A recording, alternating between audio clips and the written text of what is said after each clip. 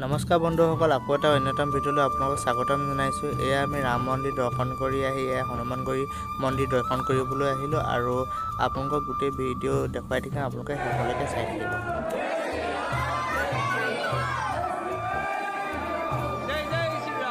বৰ্তমান হনুমানগলিত আছোঁ। বৰ্তমান হনুমানগলিত কিমান ভিৰ দেখিছে নহয়।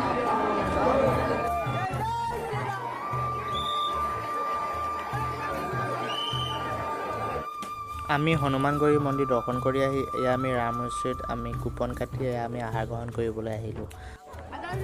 ইয়াত প্ৰতিদিনে 10,000 ভক্তক আহাৰ গ্ৰহণ কৰোৱা হয় আৰু আমি কুপন জমা দি আমি ভিতৰলৈ সোমাই গ'লোঁ।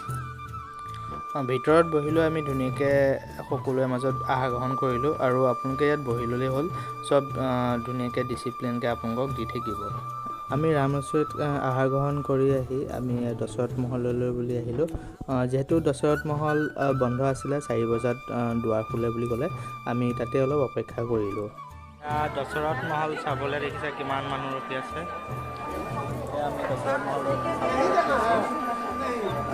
মন্দিৰৰ গেটটো 4টা বজাত খুলিব। যিহেতু মন্দিৰৰ দ্বাৰ 4টা বজাত খুলিবৰ বাবে তেওঁলোকে অলপ গান গাই মেলি অলপ টাইমটো পাৰ কৰি আছে।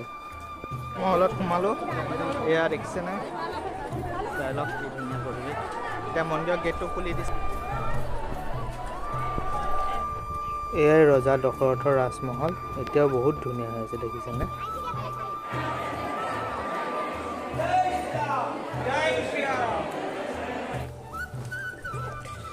এতিয়া আমি কনক ভৱন চাবলৈ আহিছোঁ, অযোধ্যাত থকা। তাত এতিয়া আমি এখন দিনত টাইম নহ'লে এতিয়া আমি ৰাতি আহিছোঁ, 9টা বজালৈকে খোলা আছে। এতিয়া আপোনালোকক দেখুৱাম, চাব।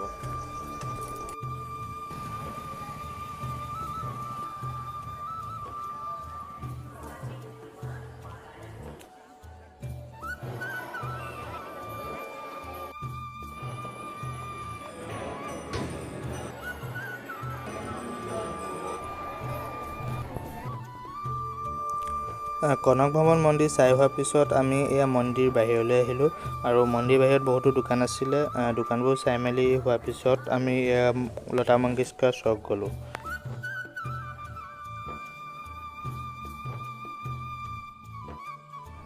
লতা মংগেশকাৰ চকত গৈ পাই আমি অলপমান ফটো আৰু ভিডিঅ' কৰি ল'লোঁ। ফটো আৰু ভিডিঅ' কৰি হোৱাৰ পিছত আমি ইয়াৰ পৰা ৰুমলৈ বুলি ওলালোঁ। আৰু আজি ভিডিঅ'টো ইমানতে সামৰণি মাৰিছোঁ আৰু নেক্সট ভিডিঅ' আহি আছে, আপোনালোকে চাই থাকিব। ধন্যবাদ।